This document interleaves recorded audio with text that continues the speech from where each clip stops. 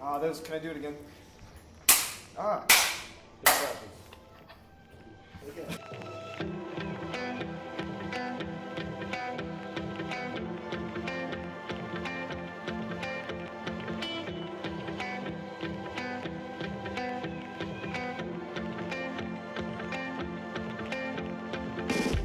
I'm Andrew, I play guitar and keys. I'm Corey, and I play guitar and sing. Jake, I play bass and sing. I'm Gabe, and I play drums.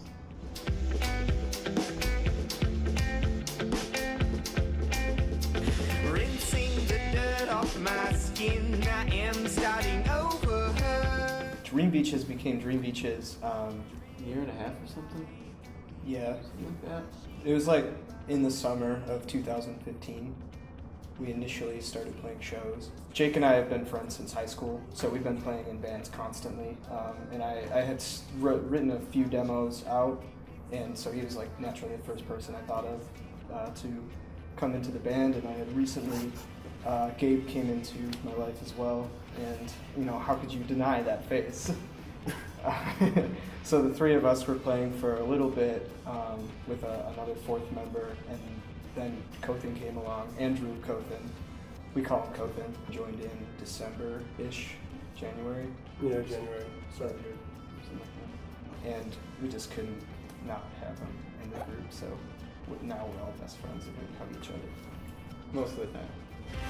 Just soak it in, your clean skin. The water's warm, get back to it. Just soak it in, your clean skin. I think it's one of the most welcoming scenes. I mean, everybody's so friendly. I mean, I played a bunch of shows like as a solo artist for a while, and you know, as I start to meet more and more people, everybody's just so willing to just like put you on their bill or just kind of be, you know, just be friends and just hang out. So it's really welcoming.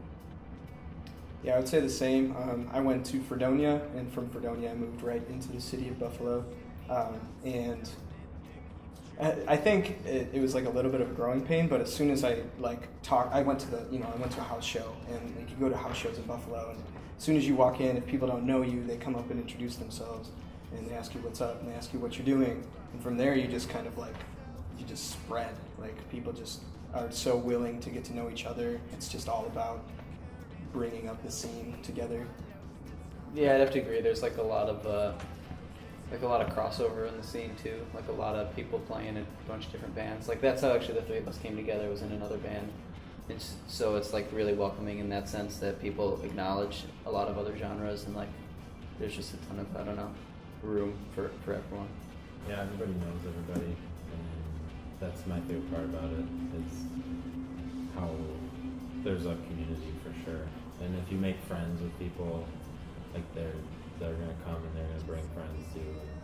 I know that's in every city, I'm sure. Every music scene. I guess the cool thing about the music scene is that there is one. So it fits the cliche of Buffalo, which is like to say the city of good neighbors or whatever. I guess they're just like hammering that in.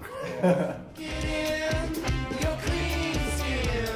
The water's warm, get back to it. Just soak it in, your clean skin. The water's warm, get back to it. I grew up listening to rock music mostly, and a lot of 90s like hip hop music. I have older brothers, so anything they were into, I was into, like punk rock music. And then after high school, I got into jazz music, and that probably informed, like, personally my ear the most. Like Donnie McCaslin's group, that's pretty big. Like just did Bowie's last album. You might feel disconnected to those guys because they're such heavy hitters and they're such like famous musicians. But like the local people that you get to play with them, I think has pushed me farther along. Like the farthest is playing with people, even these guys. Yeah, right. For me, it's just like, especially lately, I kind of just feel like a space cadet with like all the things I like. Like it's been so random. Like I think when I first got into music, it was like Disturbed and Korn, stuff like that. I probably like loved Limp Bizkit, but now obviously no. So with this band, I just kind of pull whatever. So I play bass, so I like think about a lot of like just like Motown stuff and just like really kind of like deep, heavier sounds. But yeah. I kind of came from the same, like, I used to listen to Korn, Disturbed, Godsmack, Smash Mouth, Hanson, whatever was like on the top 40s. But I've over the years narrowed it down.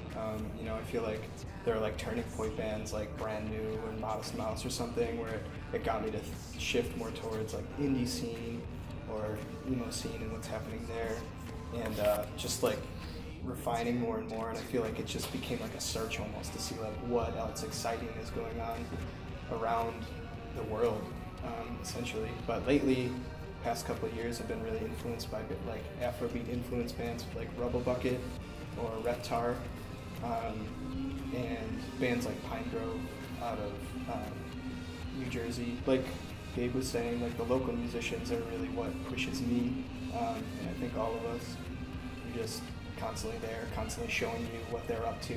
Maybe something you heard in a pop song seemed unreachable, but then your friend who you met at a show is like, oh, I do it this way, and then you learn how to do that thing and you can adapt it into your style.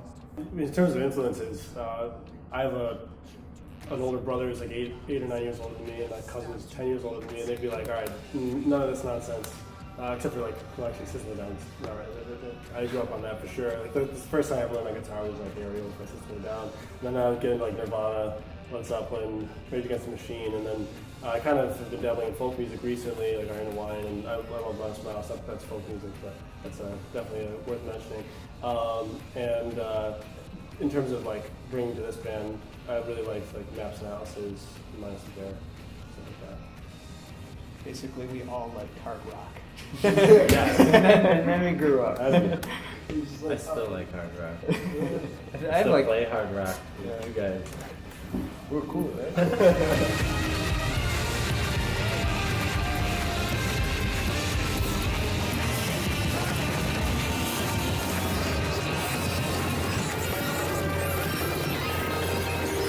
Well, for me, I actually played cello before I played guitar, and I played it for like 10 years throughout like high school and everything.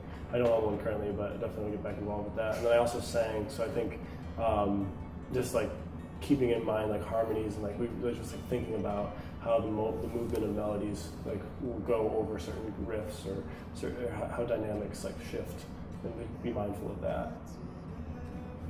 Rhythm in terms of music is my biggest like motivator. And obviously it's like the most moving part of music, in terms of getting people to move, and I find that a very important facet of music. You know, everybody listens to music and different music for different reasons, and I guess we try to capture it all almost, but like We attempt, yeah. weaved in between everything is like, where is the rhythm going? You know, what is the driving force behind it? For me, I think like musicality itself is rooted in a lot of things like that, like feel and sonics, probably most importantly. And so I think when we were doing this record, like we were really concerned about like how it sonically sounded. And so we worked with Matt Estep, produced it, in Studio A, and he's awesome. And he was like, the sonics for him are like even bigger than for like any of us. I think like he was just like fiddling with compressors and like changing all these different things. I think realizing that's what allowed me and probably like anyone else to like step into other genres and like listen to other music, because like that's like the common thread. Musicality is an enigma. I think I'm like still trying to learn, musicality is coming from like a lot of different places. I think it was like, Miles Davis talking to Wayne Shorter in this interview that I read today. Miles Davis was telling Wayne Shorter to play like he didn't know how to play. And like, that would bring more like emotion and stuff like that. Like instead of playing like you know what you're doing, try and take like an approach like childish almost, like so it's you're in wonder almost at what you're doing or trying to get to that point. Yeah, because I think like at the end of the day, you don't really know where anything comes from. You You don't know where a song comes from, or why it sounds good, or why it should be this fast or this slow, or why you should sing this over it. I think a common theme among like all music, and Gabe and I actually had a conversation like this like probably like a year or so ago. It was about sensibility, I think, and just like like no matter what genre it is, be it like pop music or jazz or rock, there's a certain like approach that and an intent that each artist has, and like trying to find that and work with it to like bring it to life. And, like serve the song. Serve it. It's like a being. It's like a organism. Yeah, like That's its own thing. Musicality will bring like a feeling, or you'll feel something if it's good music, whatever it is. It doesn't need to be complex or something like that. So trying to find that feeling while you're playing is like I think what we're doing, trying to What do. we're after. I'm just trying to feel like, yeah, this is Searching good. for what musicality is. Searching, yeah.